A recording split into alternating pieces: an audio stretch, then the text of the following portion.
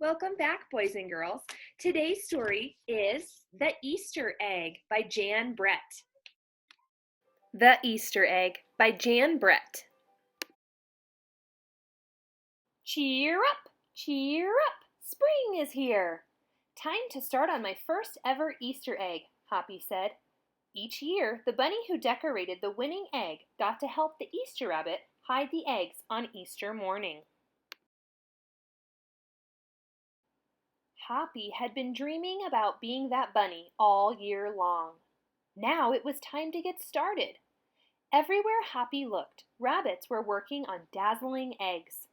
I need an amazing idea, he thought. Hoppy spotted Flora Bunny planting spring wildflowers in her eggs. The Easter rabbit will love those colorful flowers, he thought, and started picking flowers for his egg. Here's a basket for your flowers, Hoppy, Flora said. Chop, chop, scrape, scrape. Hoppy spied Buster Birch carving a magnificent wooden egg.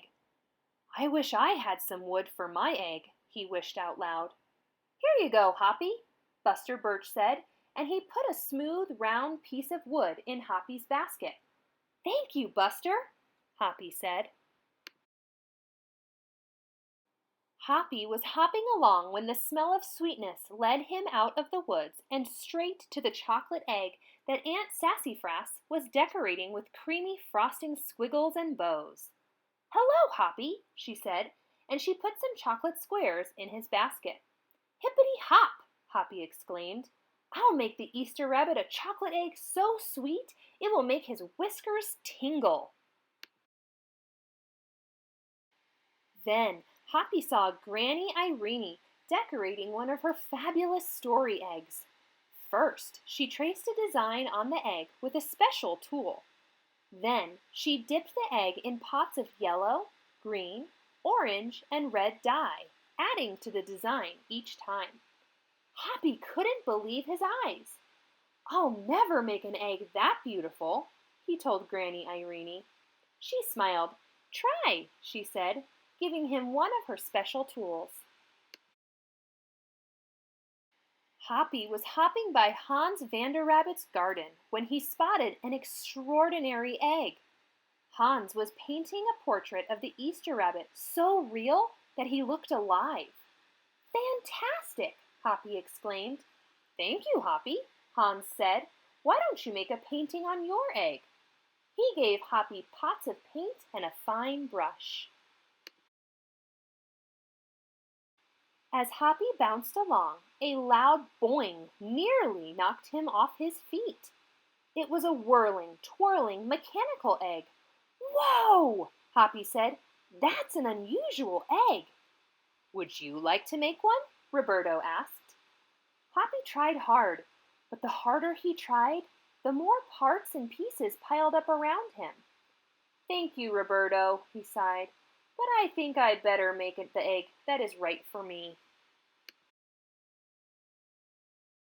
Hoppy hopped back to the woods and laid down under a tall tree to think. Making a beautiful egg is harder than I imagined, he thought. I guess I don't have to win. I just want to make an egg that I'm proud of. Suddenly, the woods rang with the squawking of birds sounding an alarm. Mother Robin swooped down, calling wildly as if she couldn't decide where to go. An egg had tumbled out of Mother Robin's nest. Inside the perfect blue egg was a baby robin that needed its mother to keep it warm until it hatched. Hoppy knew what he had to do. He sat down carefully and covered the blue egg with his soft, warm fur. I'll take care of you the best I can, he whispered. Relieved, Mother Robin chirped and settled down on her other two eggs. Hoppy never left the robin's egg. If it was sunny and warm, he carefully turned the egg in its nest of moss. If it was rainy and cold, he kept the egg covered and dry. At night, wild animals passed by. Hoppy crouched down and stayed hidden in the ferns. Often he heard strange noises coming from above. But Hoppy didn't run away. Every day, the rabbits worked on their eggs. Tadpoles turned into frogs. Buds swelled into leaves, and Easter came closer and closer. Finally, it was time for the rabbits to take their eggs to the glen. They had forgotten all about Hoppy, who was quietly sitting on the blue egg under the tall tree in the woods. Early the next morning, the rabbits waited for the Easter rabbit. Suddenly, a beautiful wagon rolled toward them, and out of the mist, Anne stopped. The Easter bunny stepped down from the wagon and admired the decorated eggs one by one. "You have brought me the most beautiful eggs in the world. But a very special one is not here," he told them. The rabbits were puzzled. Whose egg could it be? "Fill my wagon with your wonderful eggs," he said. "When I return, I will show it to you." And he disappeared into the woods. He came back with Hoppy, looking scruffy and bedraggled. "Hoppy has an amazing egg to be proud of," the Easter rabbit told them. "He has kept Mother Robin's egg warm and safe until her baby bird hatched and she could take care of it." The Easter rabbit placed the empty blue shell in the place of honor atop the wagon.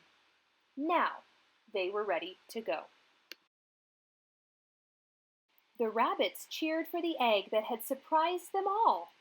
"It's our best Easter ever, Hoppy," they shouted. Then the brave little bunny and the Easter rabbit rode off together to hide the eggs for the girls and boys to find on Easter morning. We had a friend join us today. This is baby Nolan. He loves read alouds, don't you? Yes, you do. Thank you for joining us with The Easter Egg by Jan Brett.